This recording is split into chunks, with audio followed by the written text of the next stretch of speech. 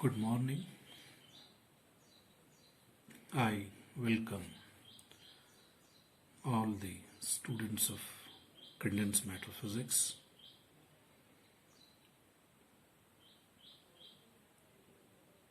for the year 2020 to this online teaching program.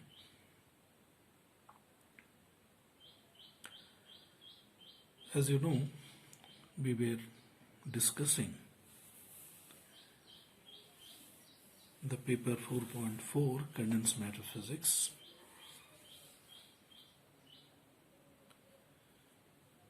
There are 4 units in this paper.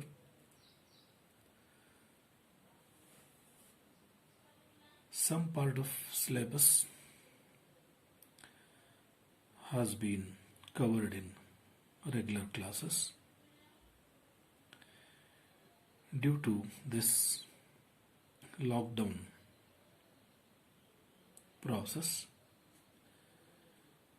we are unable to engage the regular classes. Hence, we are for this online teaching. First,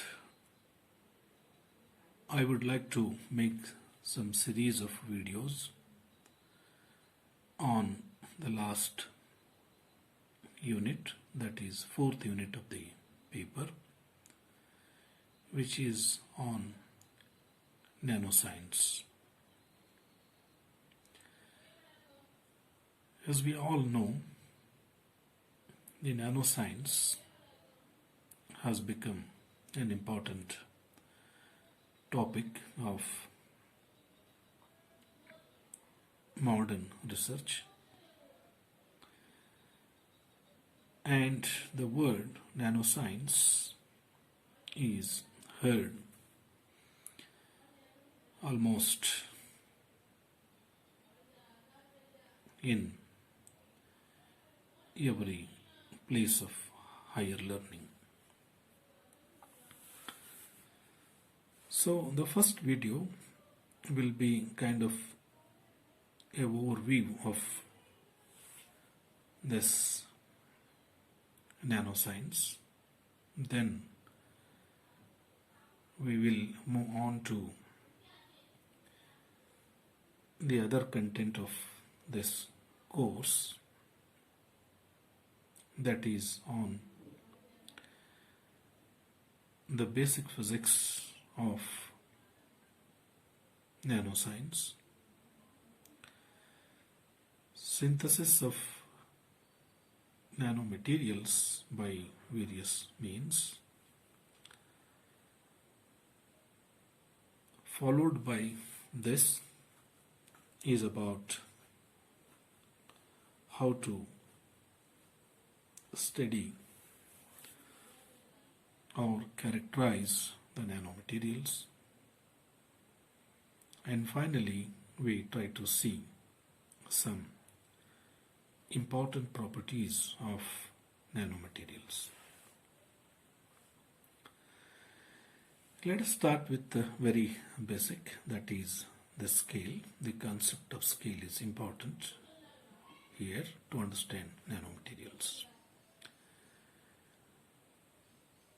As you know, the length scale we write in various units, like we write sometime in terms of centimeter. If it becomes slightly bigger, we write in terms of meter. Still, the length becomes reasonably big, we write in terms of kilometers. But however, if we go to very small size, like size of atom or atoms, we write that in terms of angstrom. It is a quite small unit of length. 1 angstrom is 10⁻⁻⁶ 8 centimeter, or 10 raised to minus 10 meter is nothing but 1 angstrom. And similarly, we can also have other uh, way of writing lengths. But 1 nanometer, as it indicates nanoth of a meter, 1 nanometer is nothing but 10 raised to minus 9 meter. Now, if you want to visualize what is this length scale, I would say simplest example is if you take few atoms and try to create a cluster of atoms, and that would measure in terms of nanometer. Now let us come to materials around us.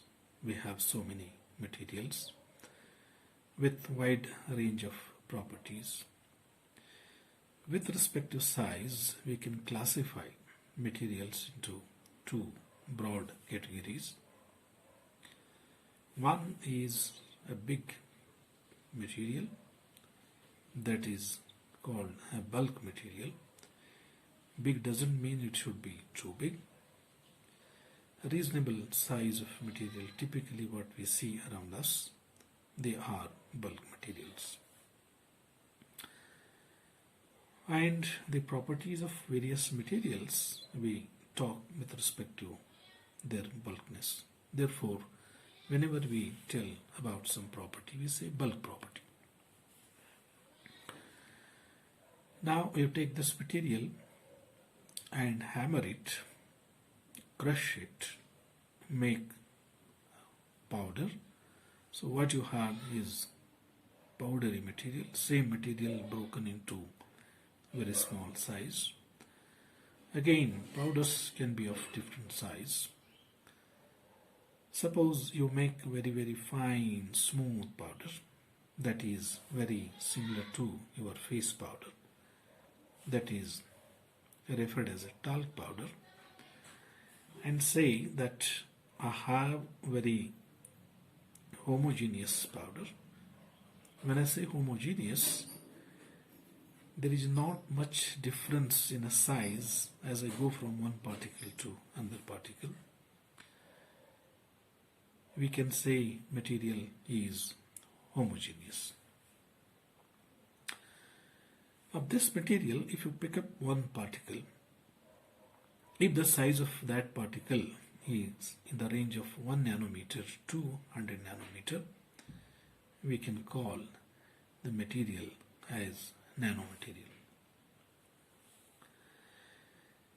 Then the basic question comes to all of us, why we are talking about nanomaterials. The answer goes like this. We all know that all the physical properties what we talk about in a material, that is, as I said earlier, it is about bulk material, and bulk material is formed by interaction of atoms. When I say any material, I define properties, and these properties are coming because of interactive nature of its atoms. For example, if we take just single atom, still we can talk about its parameters. We can talk about its nucleus, number of electrons this atom possesses, how the electrons are distributed, how many number of protons or neutrons are existing in the nucleus, etc. But however, we cannot talk about the physical property of atom like color, melting point, boiling point, etc. Many of physical properties, they are not just a property of atom.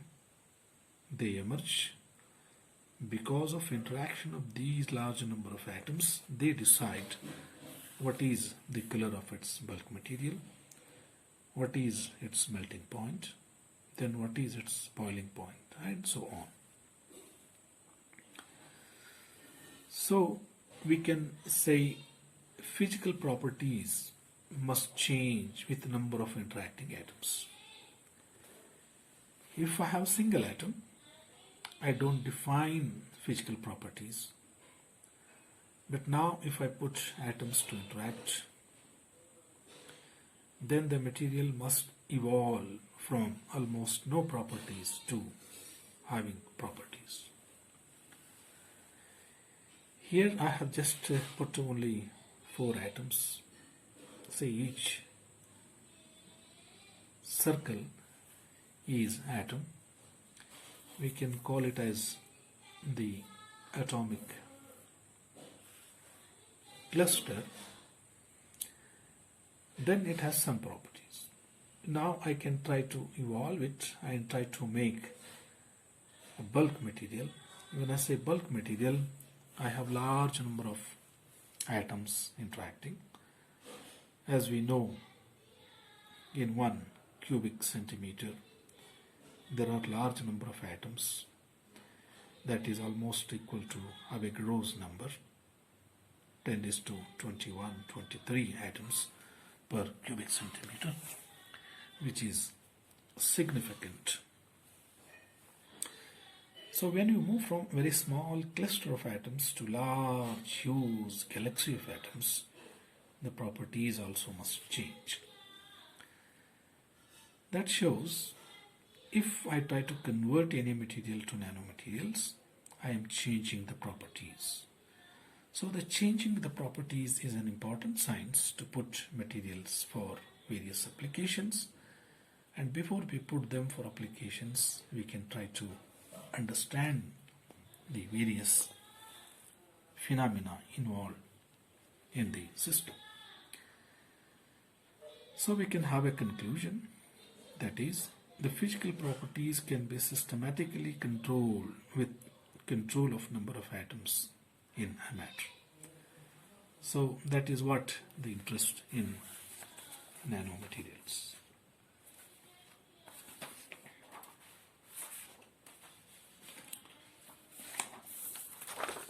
Let us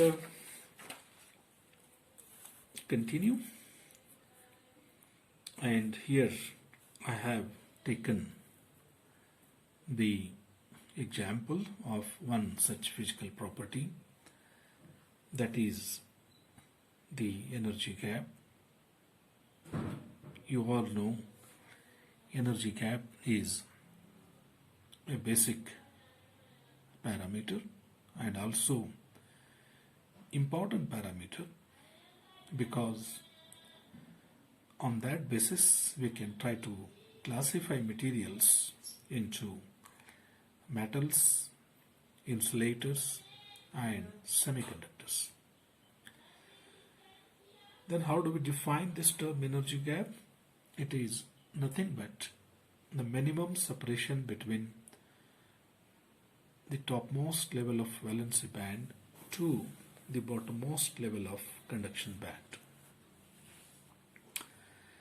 As I said, as the number of atoms in a system change, the physical properties change. Here we are talking about the change in energy gap as we change the size of material. The example taken here is of silicon. We all know silicon is a wonderful semiconductor. It is a dominant semiconductor in electronic industry. Almost 90 to 95% electronic devices are based on silicon, and the remaining percentage is achieved through other semiconductors.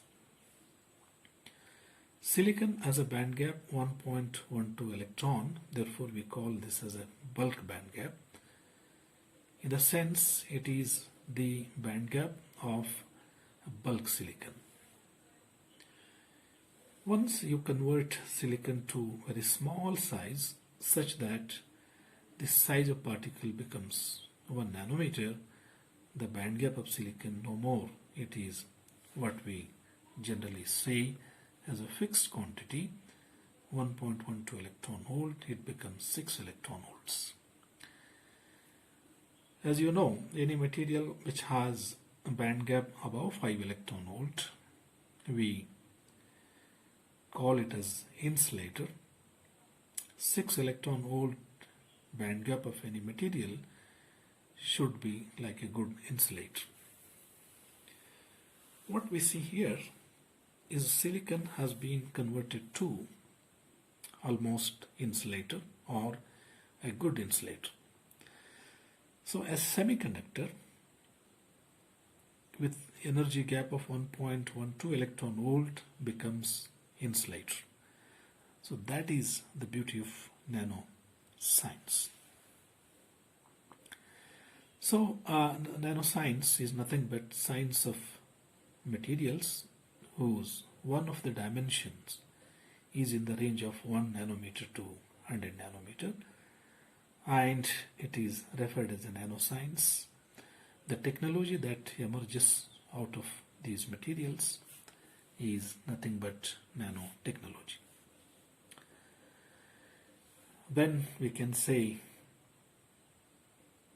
hypothetically, every material can be converted into nanomaterial because we need to reduce only the dimension of the material. That can be done by various means. In fact, the synthesis of nanomaterial we are going to talk about later, but as a sake of completeness, I would like to mention here, nanomaterials can be synthesized by a wide range of techniques, and all these techniques can be broadly divided into two groups. One is called top-down approach, another is bottom-up approach. As the name indicates, in a top-down approach, you start with bulk material, break the material into very, very small pieces, and keep on doing this for so many days in a very controlled way so that the material, the size of each particle, reaches the range of nanomaterials. The second approach is bottom-up approach.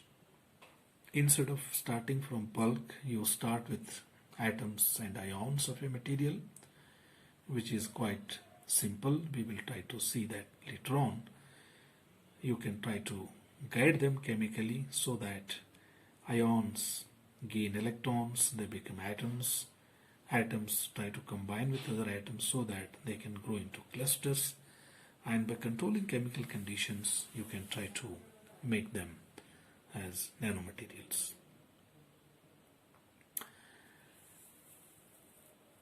Nanoscience is emerging field of modern science. It is important for almost all the branches of science and technology, not only to physics or chemistry. As I said in the beginning, that the nanomaterials have become important class of materials for almost every branch of science and technology.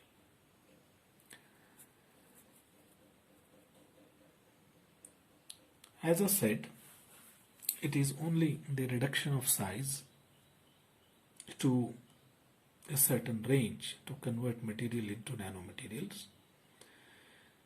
Ideally speaking, every material can be converted to nanomaterial. Here I have quoted some of them. Nanomaterials include a wide range of materials. You can have metals such as AU, that is abbreviation for gold. Similarly, silver, copper. You can name many more metals, and today we can try to convert them to nanomaterials. Again, there are many semiconductors which can be converted to nanomaterials. Here is example of elemental semiconductors. I have taken germanium and silicon, which are very known elemental semiconductors, as you all know. There are other elemental semiconductors also, which can be easily converted to nanomaterials. You can also combine different elements to grow compounds like cadmium sulfide, cadmium selenide, cadmium telluride, and many more. One important thing we must remember here, that is the three basic elements which belongs to sixth group of periodic table, like sulfur, selenium, and tellurium. They are called as chalcogens. Any material you try to synthesize by combining these elements, like what I quoted, cadmium sulfide, cadmium selenide, cadmium telluride, these are referred as chalcogenides or chalcogenide semiconductors. Not only binary, you can also try to put 3, you can try to put 4, we can call them as tertiary and quaternary compounds, and such semiconductors can be grown. Similarly, the list goes to metal oxides, titanium oxide, TiO2, zinc oxide. These are referred as metal oxide semiconductors, and their energy gap is above 3 electron volt. Therefore, these semiconductors are referred as wide bandgap semiconductors. As I said, there is no limit to have any material as a nanomaterials. Therefore, insulators like silicon oxide, many more materials, 7 polymers which are insulators, can also be converted to the nanomaterials.